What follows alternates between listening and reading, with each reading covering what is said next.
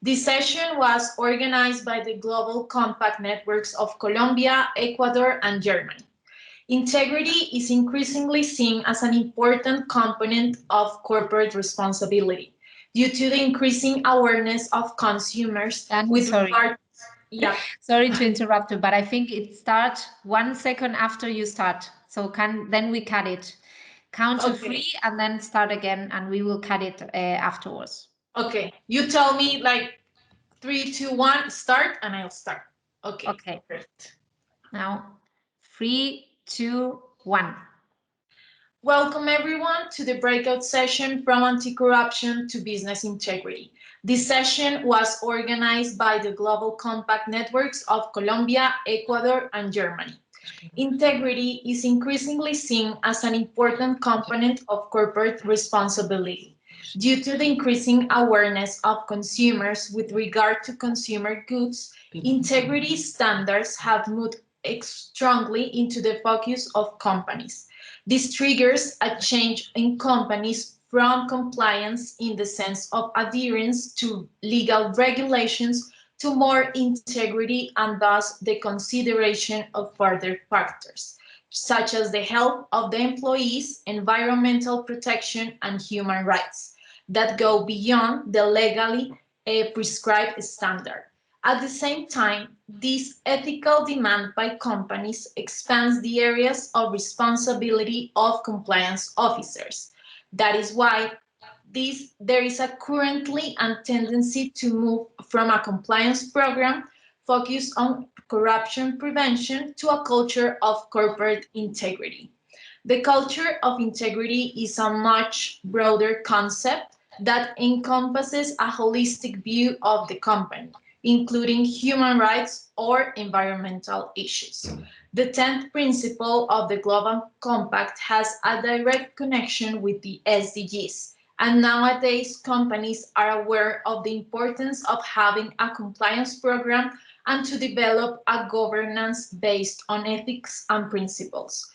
From the Global Compact networks, we encourage companies to show their good practices and also be part of anti-corruption collective actions, as they are good scenarios to build open markets and also bring benefits to the private sector, like trust building among the members of the initiative, as they can have a dialogue with their peers on the corruption risks the companies can have, involve other actors such as international organizations, civil society organizations, and the national government, and get to know the risks the sector has and develop tools that can mitigate and prevent these risks of occurring inside the company's part of the collective actions.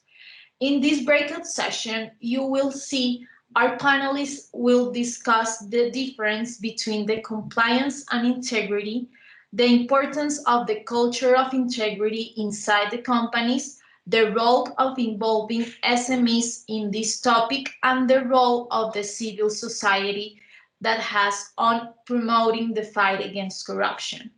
So now I will introduce to you the panelist and the moderator for today's session. Alejandro Diaz, Head of Office and Compliance Officer of Enel Group Colombia. Britta Neymeyer, Lead Global Business Integrity Program from Transparency International. Pablo Zambrano, President of the National Federation of Industries in Ecuador, and also the Executive Director of the Chamber of Industries and Production in Ecuador. Susan Drivers, Senior Advisor from LRN. And finally, the moderator of the session will be Carolina Echavarria, Manager Anti-Corruption from the Global Compact Network, Germany. Thank you, and Carolina, the floor is all yours. Thank you, Daniela, for this great introduction. For me, it's an honor to be moderating this amazing panel with all of you. So thank you very much for your time to being with us today. So I think Daniela already made a very good introduction to the topic, to this idea that how the topic evolved during the years. If we see back to 2004, when the UN Global Compact introduced the 10th principles against corruption, we were talking mostly about anti-bribery, I would say. No, that was the main agenda. And now when we talk about integrity and when we talk about anti-corruption even, we are talking about much more. And also what Daniela mentioned was that we need a more holistic approach for companies. The 2030 agenda showed that corruption as a door open to a lot of other type of crimes like environmental crimes, human rights crime, shows us that we cannot work in silos. The question is, and this is the first question I want to make to all of you, do you think that this approach of a culture of integrity could be a more holistic approach that helps to see anti-corruption and compliance as a more broader topic? Or do you think it's a new name for something that maybe already existed? Maybe I will go first to Brita. What is your opinion on that?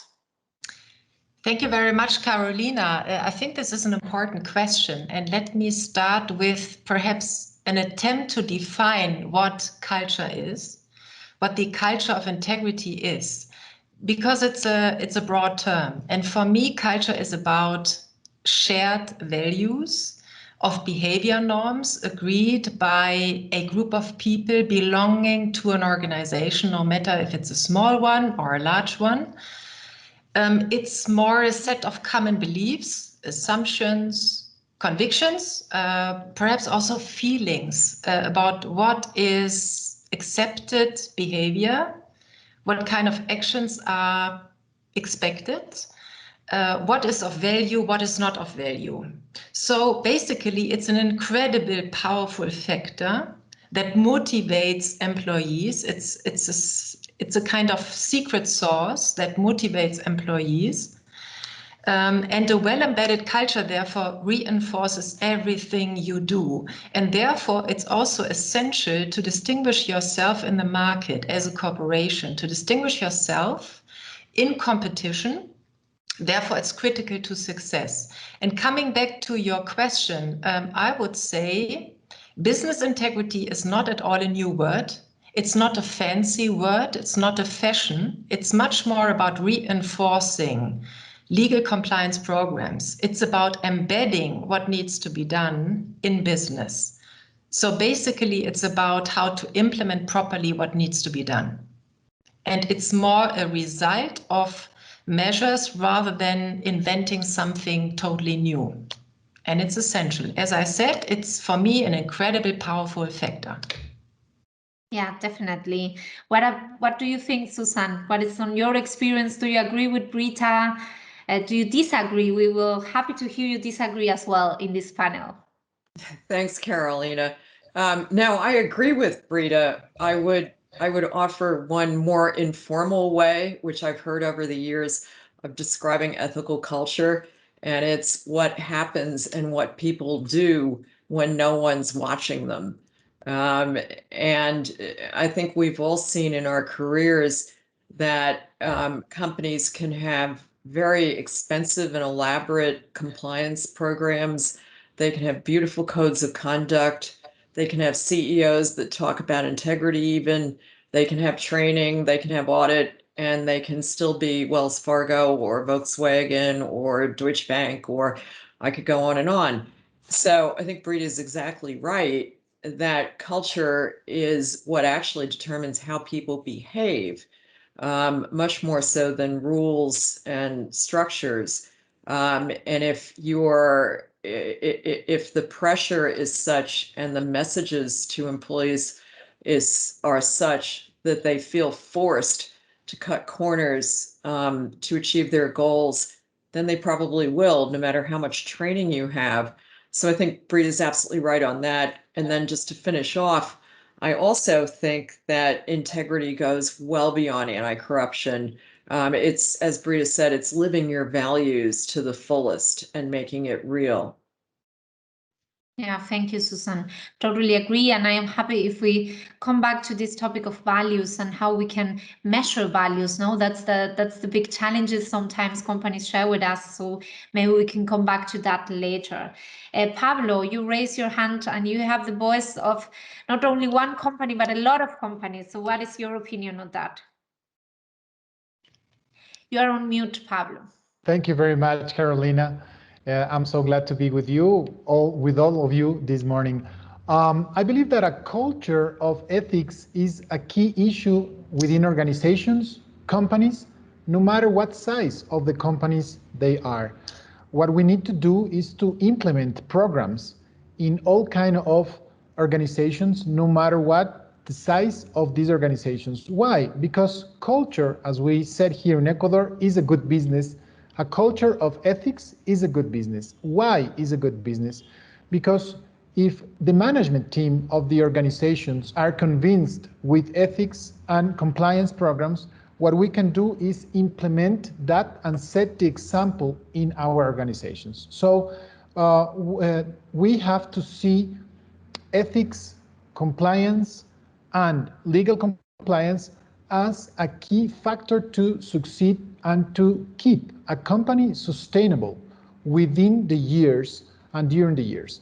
So we are really happy to be here and to discuss these issues, and of course to promote culture of ethics in companies. Thank you very much, Pablo.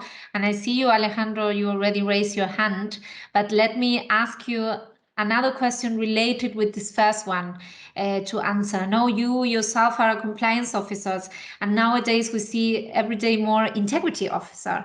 So do you think there is a difference between compliance and integrity? And yeah, maybe you can share with us how do you implement this culture of integrity in your company in NL? Thanks, Carolina. I have to talk about the definition and compliance and integrity.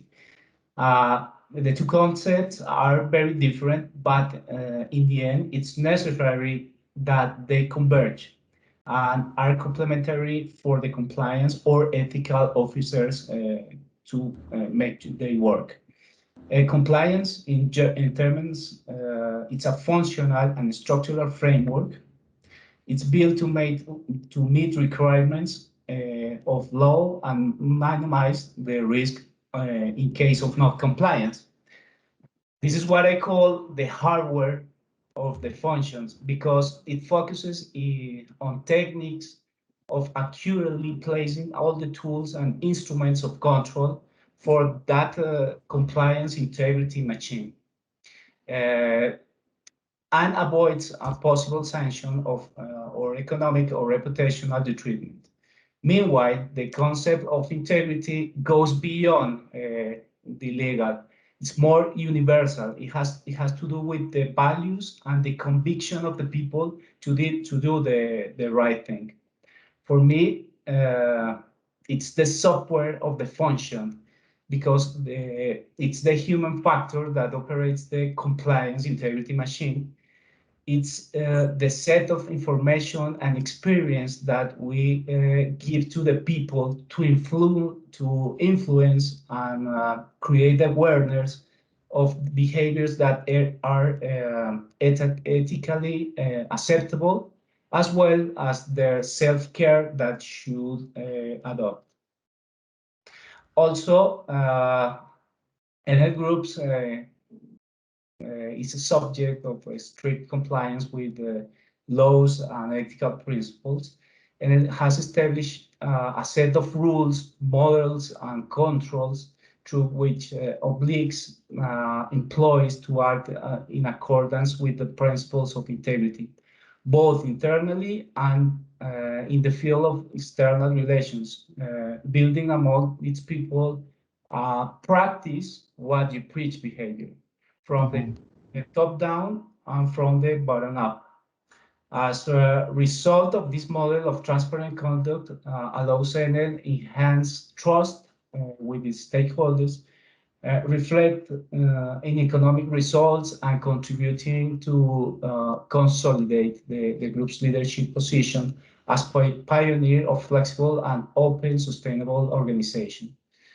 In Colombia, we have working for years on the two concepts, software and the hardware, and integral manner. Always seeking to apply the best standards for development of a culture of integrity.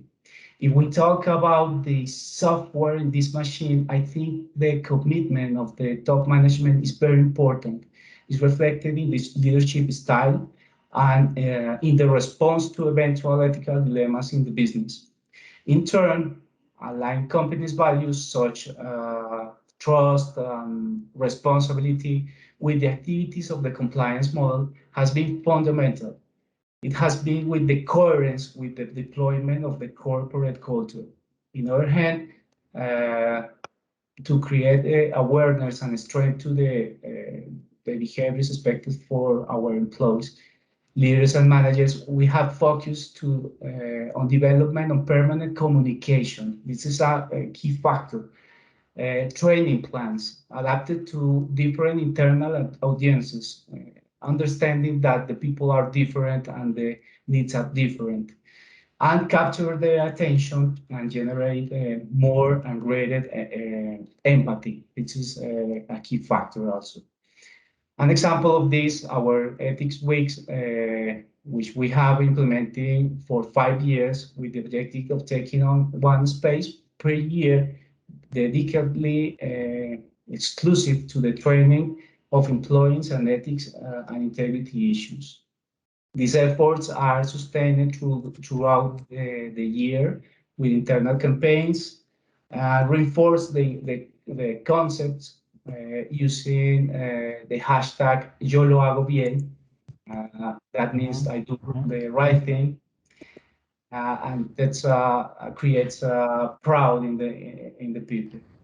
If we have to talk about the hardware in this machine of the compliance, we have a broad sufficient compliance regulatory framework that allows to have clear and universal principles behavior throughout the group, considering also the legal matters in that countries in which we have presence. The company's compliance model has been integrated into different processes and routines of the people. We have made an important effort to deploy the scope of the model, making the people in their activities feel part and responsible of the integrity culture, as well as empowering them to alert potential risks through the ethical channel. We have also ensured that the model has a continuous feedback that allows improving or redirecting efforts based on independent testing system of activities related with integrity culture, and evaluates the operation of the controls to identify, prevent against possible non-compliance or unethical, illegal actions.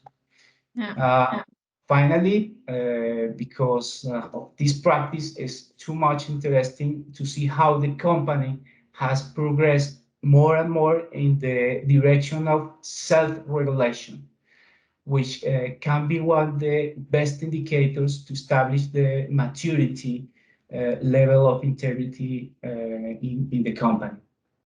I think it's... Thank you, Alejandro. I think I am going to steal your phrase. I like it, that integrity is the software and compliance the hardware. I will quote you, don't worry, but I will definitely steal you. I have the copyright. Yeah. Brita, do you want to comment maybe from your perspective on what Alejandro mentioned? Thank you very much again. And also Alejandro, I was happy to listen to what you just expressed, and it revealed that compliance and integrity go hand in hand. Compliance is about meeting external expectations, namely lawmakers, regulators. There are regulatory expectations out there corporations need to comply with. Integrity is more about finding ways to create convictions in order to ensure that there is an increased likelihood for employees to comply. So it's much more about the implementation. And you mentioned brilliant examples. Also, for instance, it starts with the creation of constitutional documents like codes of ethics, code of conducts. There's an organization out there that calls its code of conduct the spirit and the letter, like this one. That's General Electric. Oh, really?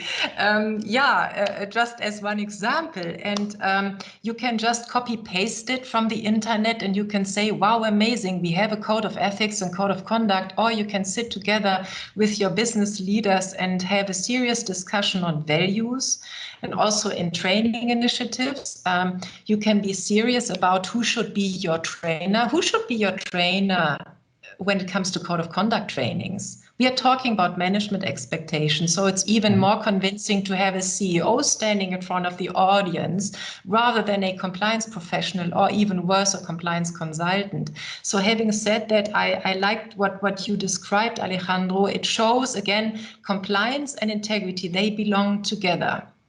But we need a clear foundation. We need the machinery room of technical compliance elements to conclude our next steps.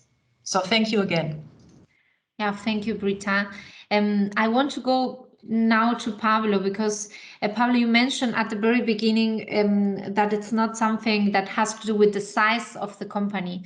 But when I was hearing Alejandro, of course, there is a complex and very well-designed compliance structure behind. So what can we say, Pablo, to small and medium enterprise that maybe think, okay, this is a topic for big corporations, this is not to me. Do you agree with that? And maybe what are you doing? Business associations are always a very good channel to talk to small, medium SMEs, small, medium enterprise. So what are you doing to deal with them in this topic? Definitely ethics, as I mentioned before, is good for businesses, and it is a good business. So from the chamber and the federation, what we're doing here in Ecuador is we are gathering the small and medium companies in order to provide to them with knowledge and transfer of knowledge from big enterprises that have consolidated programs of integrity. How are we doing this? With the cooperation of the German GIZ, German Cooperation Agency, and also Alliance for Integrity.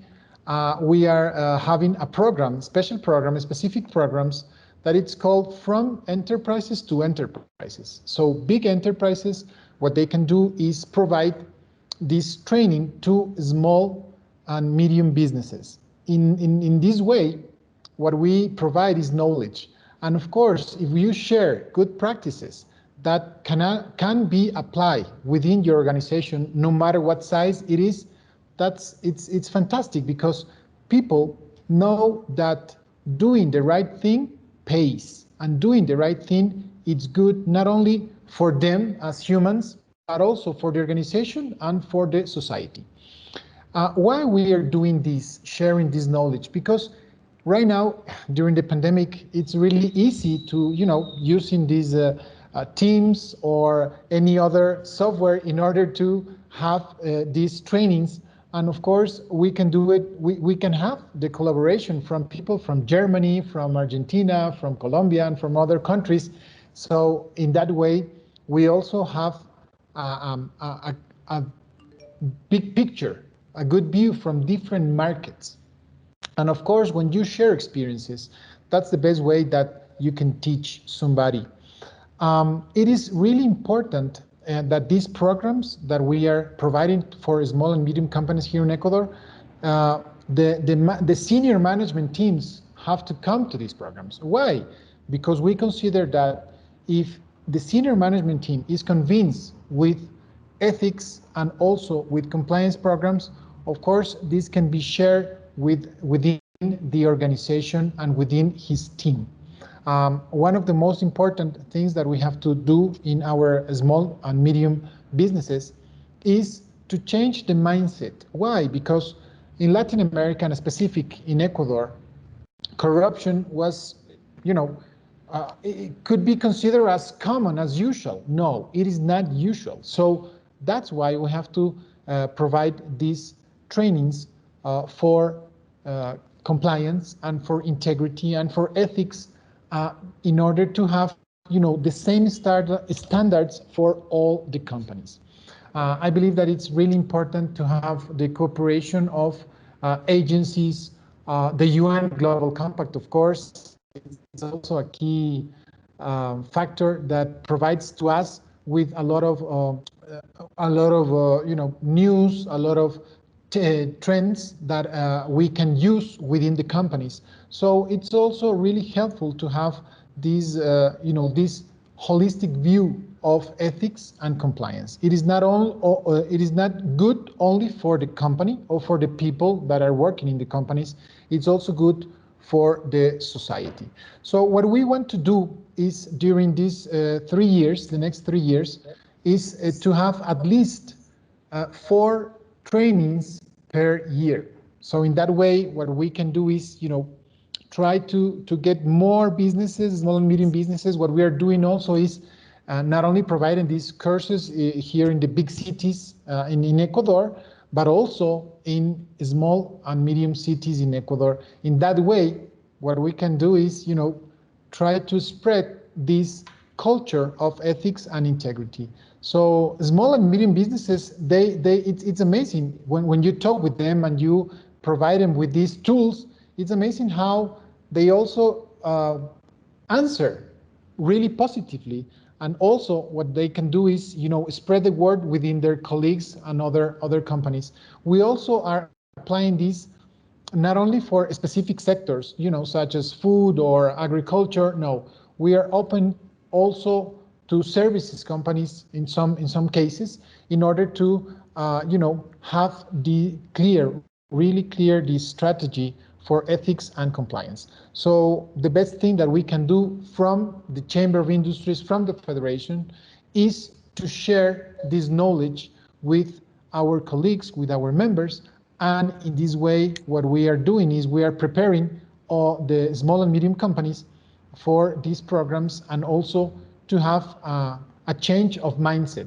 And I believe that it's really good and it's really important, and we are really happy to still work with this, and of course looking forward to expand our training courses within the next months and years.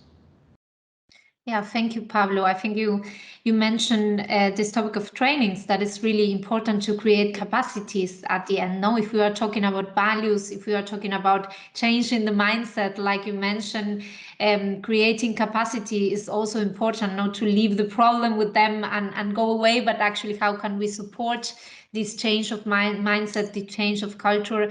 And I agree that the global compact networks in different countries are doing an amazing work on being ahead of these challenges and trying to provide knowledge at the end. And I want to go with you, Susan, now, because we were talking about culture, we were talking about values. You mentioned values at the very beginning, and the question is how we can make sure that this is working. So how can we measure something like culture of integrity, and maybe even what can we say to the small and medium enterprise? No, so not to have that don't have a very fancy structure. How can we make it simple and measure integrity in a way that that can be used in all type of companies? Oh, you're asking me the hardest question, Carolina. I know. For the panel, but I'll do my best. So first, I want to relate this to something that Brita said. She described sort of the machinery of compliance and called it the machinery room, and I love that image. And so I agree with that. And I would say that then ethics and values are the electricity that actually run that machinery. So in the past, I think the ethics and compliance profession made a mistake. Most people focused on measuring their machinery. And they said, okay, we've got 6 generators here and we've got, a couple of backups there and we're great. We've got a great program. And as I mentioned before, you can still be Wells Fargo or Odebrecht or Braskem or any of the current examples. So what we've seen in our long practice in this area, and we do this work too, is that you have to measure levels of values, and you have to do it at a very nitty-gritty level. You can't just survey your managers and say, hey, do you think that we have a culture of integrity? Yes or no? That's a meaningless question. You can't ask employees, which still happens, unfortunately, a lot on an employee survey. Do you think we have an effective ethics and compliance program? What are they going to say? And it doesn't tell you anything because they're not really in a position to answer that. So what you have to do is, we call it, you have to take an MRI. You can't just take an X-ray. You have to ask people at a very grassroots level what their actual subjective experience is. And by that, I mean, is there a high level of trust within their particular experience? Do their managers model behavior and follow company values in their experience? Do managers value everyone's opinion truly, or is it, please don't talk up anymore because I don't want to really listen to what you have to say, or much less do anything about it?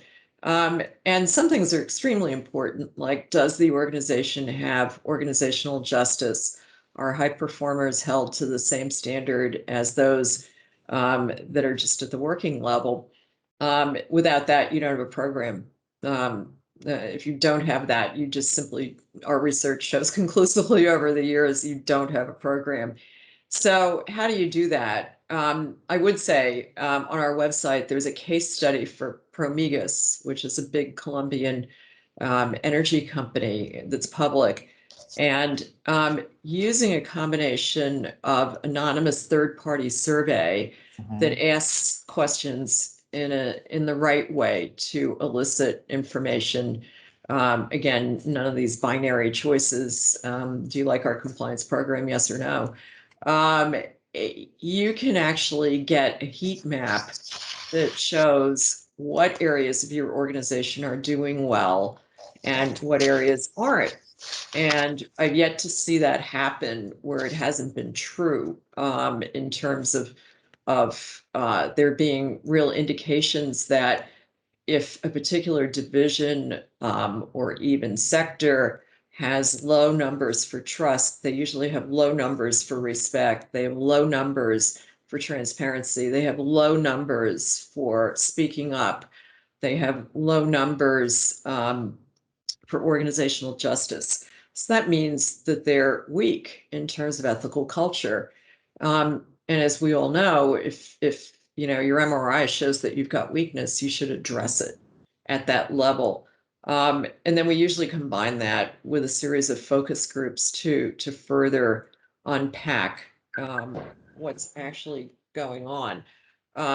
So, and we're not the only people that do this, obviously, but companies have increasingly recognized that setting a baseline that looks at behavioral factors rather than the machinery, and looks at it subjectively from the employee's perspective, gives them the best indicator that I've yet to see in terms of ethical culture, and can be very specific in terms of telling you where you need to focus. So I hope that's helpful. Yeah, definitely. And I like also that you brought very practical examples, no? And I'm looking to Alejandro, because we have a company as well here. So maybe Alejandro, you can share very shortly one example on how you in your company measure a culture, no? Such a difficult task. Yes, it's very, very, very difficult. We have the common tools like surveys, like listen to the people. So there is a tool that's important to us, is segmentate the people. Every person has a different experience, a different necessity about the awareness to integrity, to ethics. So we made a focus in all segments in the company. So this is a powerful tool that we have to develop better to engage and have more empathy with the people of the company. Yeah, amazing. Thank you, Alejandro. Good. A good idea that it's also this kind of tools that can be implemented in any kind of companies, no matter their size, like we discussed before. Rita, I want to go with you because you also represent the civil society that is so important in this topic, also in giving knowledge. No, that's something that we already talked that plays a key role, but also in making companies accountable, and that's also important. So, how we make sure that this is not something, a new label that we put to check in more boxes, but actually it's not changing something and it's not being used as a blue washing tool. Can you share with us some experience from Transparency International on that? Yeah, Carolina, how do we make sure? The problem is in life, we seldom have guarantees unless we buy a toaster. Having said that, I agree that there is a risk for blue washing, as you called it, or that companies want to be seen with an NGO like Transparency International. But at the same time, I see a great opportunity here. Why is this? And I don't see, by the way, a contradiction between being somebody who is watching carefully what is going on, having a clear mission, which is called anti-corruption, and at the same time, in a constructive manner, really collaborate together with corporations in order to ensure that integrity is embedded properly. This is not a contradiction. Having said that, what we are doing at Transparency International, we see ourselves as a kind of neutral forum that enables access to good practice standards. I don't like the word best practice, by the way, because it sends the message that there is this one single best in class practice, which is not the case, because everything we do needs to be tailored to specific corporation risks. Having said that, we bring together thought leaders in the area of business integrity, and we focus really on practical implications. It's not about inventing new golden standards. And by the way, if you look into the just recently published Evaluation of Corporate Compliance Program document by the Department of Justice in Washington, you see three main questions. The first one is a compliance program well designed? The second one, is it properly resourced? And the third one, which is the essential from my perspective, is how does the compliance program work in practice? And there comes also Transparency International into play. According to our new strategy, we drive integrity. We want to see businesses driving integrity into business and really embedding integrity into business. So we acknowledge what business leaders are doing, and we acknowledge the role business leaders play in the fight against corruption.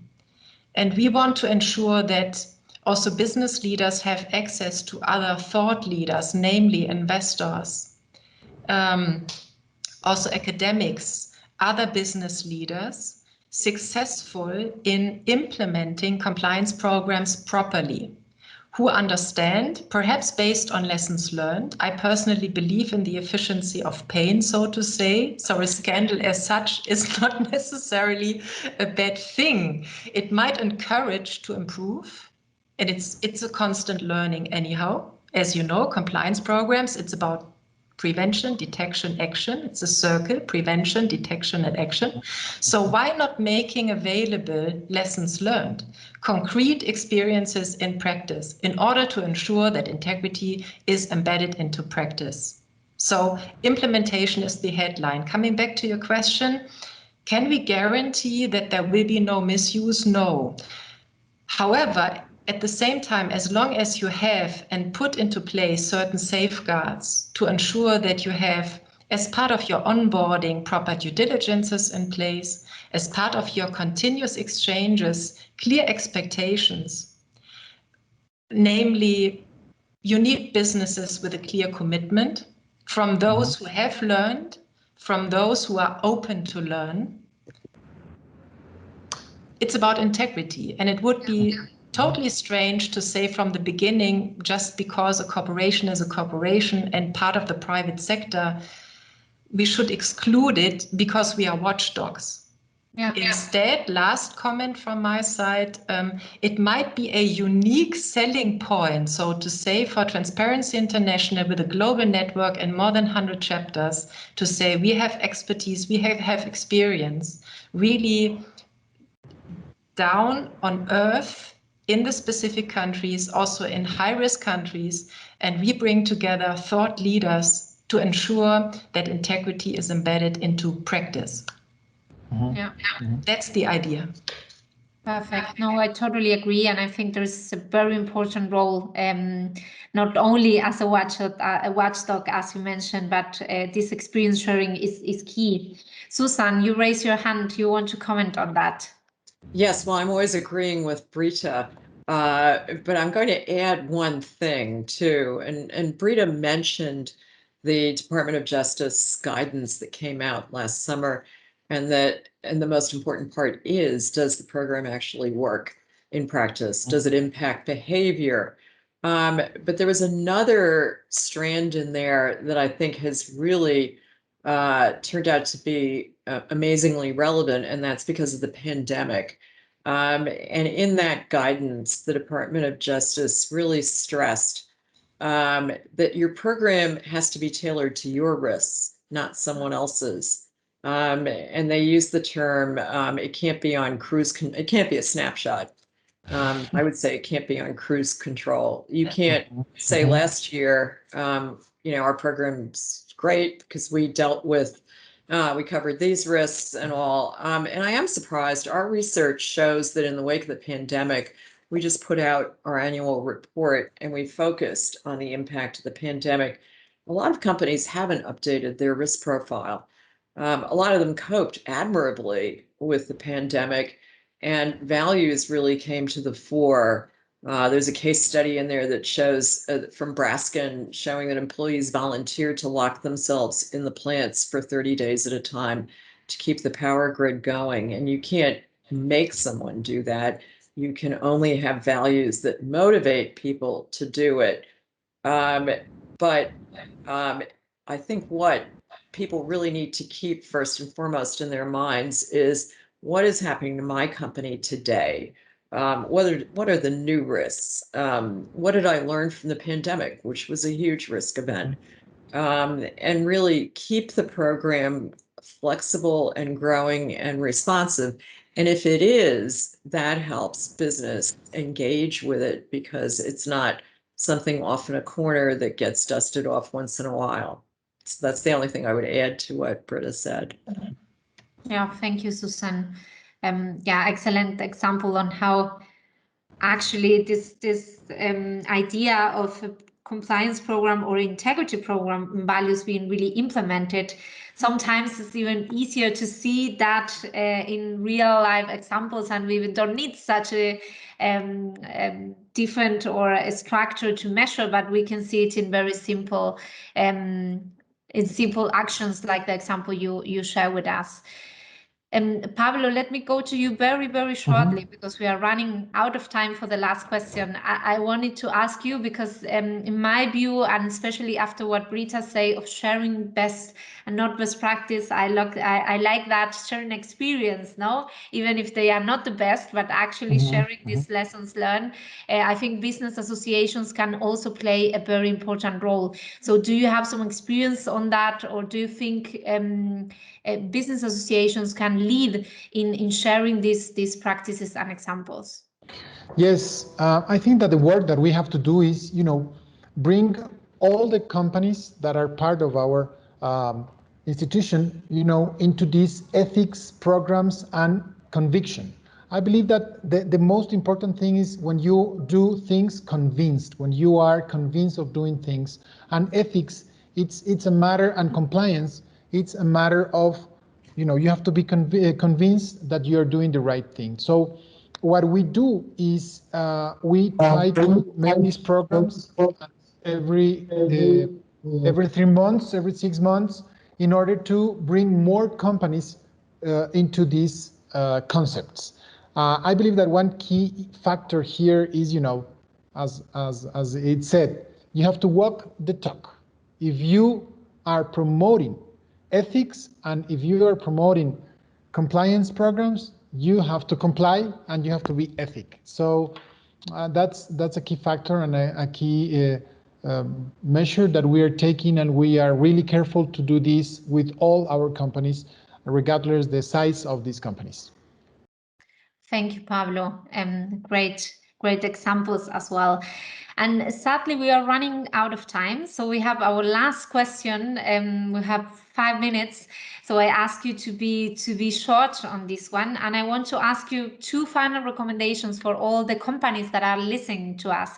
So the first one for them about how to implement a culture of integrity. And the second one, and here I bring a little bit the perspective from the German Global Compact Network, and also for implementing this topic in the supply chain, no? Because at least in Germany, but I know in other countries, this topic of due diligence for human rights and also for environmental issues and for anti-corruption in the supply chain is being discussed. So maybe you can share also one example for the company and one for how to implement this in the supply chain. Susan, would you like to start? Oh, Carolina, you always ask me the hard questions. So I'll give one answer, and I think it answers both questions. And I think it's consistent with what everyone said, and that's don't be shy about your values. When I first became a compliance officer a really long time ago, people said, well, we can't tell people what to do in X country because red envelopes are a way of life there. And I said, really? So it's okay, like to cheat and to steal in that country? Oh, no. Well, I think we've moved on from there, and sort of recognizing that what makes an ethical society and what makes a sustainable society and what brings to life UNGC and Goal 16 in particular are values. And so talk about them. Talk about them to your supply chain, wear them on your sleeve. You don't have to preach, but make sure that people know that's what you stand for. And then if someone breaches those values, they can't do business with you anymore, or they can't be your employee anymore. So that would be my advice. Yeah, thank you, Susan. Amazing. That's why I ask you the hard questions. Alejandro, do you want to also give you 2 recommendations from your side? Yes, I like too much the Susan words. Values give electricity to the integrity culture. The value chain it's a great importance, and under this conviction, it's necessary work on culture of integrity, open and extensive to our company suppliers. At the beginning, it's important to get to know how the supplier to identify possible alerts regarding previous actions that are not aligned with the ethical standards based on due diligence, because we have to have trust in our suppliers. When the suppliers pass these filters, we invite him to adhere to the principles of the company and business culture. Through different control agreements, which allow us sanction the supplier's actions outside the principles of integrity. Supply performance must be aligned with a commitment to adopt the best practices, not in anti-corruption, also in human rights, labor conditions, and environmental responsibility. It is also important to encourage the implementation of minimum standards of integrity programs, which can be evaluated, audited periodically by the company in order to monitor progress and advise the improvement of the supplier. In Enel Colombia, we have an initiative called Plan Security, in which we extend our anti-corruption practices to the suppliers.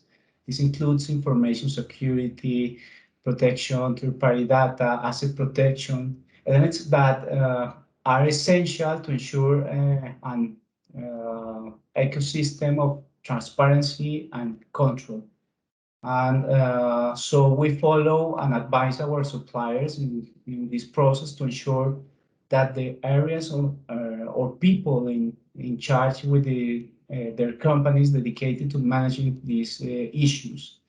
It is important to encourage suppliers in collective actions initiatives in this industrial and civil sector in order to deeper commitment in the culture of integrity. And finally, Enel wants to the suppliers and contractors to be a part of the positive change, improving together. This is something that we made together on our way to the total sustainability. Yeah, thank you, Alejandro. A lot to say about your strategy with your suppliers. Pablo, what are your 2 final recommendations? There's no magic solution for corruption, but what we have to do is, work together and be consistent with our initiatives, with our projects, and we have to be, from the civil society, from the NGOs, from the chambers, from the companies. What we have to do is work together. Let's talk more about initiatives and programs that we can put in order for the companies. That's the first thing that I would like to say. And the second thing that I would like to say is that no matter the size of your company has room to have an ethics program and a compliance program. So let's work together with this. Come to the chamber, come to the federation, and we will show you how to implement a program standard for your company. Not a standard, a customized program for your company. So ethics is a good business, and ethics is good for society. Thank you, Pablo. Let's hope a lot of small, medium enterprise are hearing us right now, and we are bringing down already these myths that this is a topic only for big companies. Brita, do you want to close with your final statement? Yeah, Carolina, 2 recommendations from my side based on what Pablo said. It's number 1, walk the talk, which means ethics, compliance, integrity is a leadership issue. It's not a separate legal issue that could be outsourced to a legal or compliance department. Having said that, this might be an advantage, by the way, for small, medium-sized corporations who do not have large compliance legal departments. So there is not necessarily a likelihood, let me put it that way, to delegate the topic to a certain department that is not existing. This might be an advantage. A second aspect, because you focused on supply chains, concrete example, in the integrity due diligence, just ensure that it's really a business-to-business process, which means encourage your business people to target business people working for suppliers, for instance, or other third parties doing business on your behalf, rather than compliance people, because you need to find out how much is integrity embedded into business. Closing remark, corruption is a huge thing. Anti-corruption is a huge thing. You are not alone. Therefore, please engage in collective action. Thank you so much. Thank you so much, Brita. Thank you to you all. It was a pleasure for me to moderate this panel. I learned a lot from you. I hope our attendees also learn and hear you a lot and exchange. I think we will leave a lot of food for thought.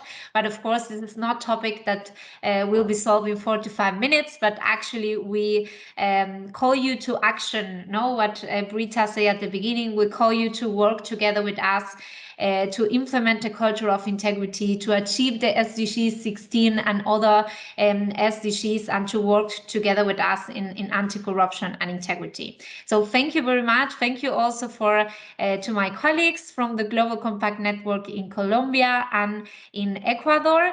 And yeah, let's hear more about integrity and anti-corruption in other sessions. Thank you very, very much.